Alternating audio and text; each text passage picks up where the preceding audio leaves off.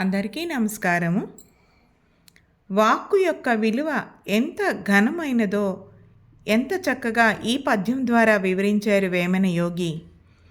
వాక్కు చేత తప్పు వావులు వరసలు, వాక్కు చేత తప్పు మనజుగుణము, వాక్కు చేత కలుగు వాక్కు చేత కలుగు వరకర్మముల్ భువిని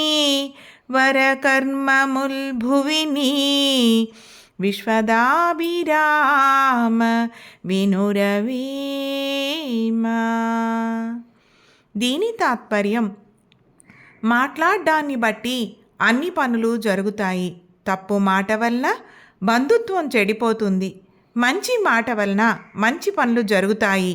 అందువల్ల మాట్లాడే మాట మీద ధ్యాస ఉండాలి అని వివరించారు వేమన యోగి.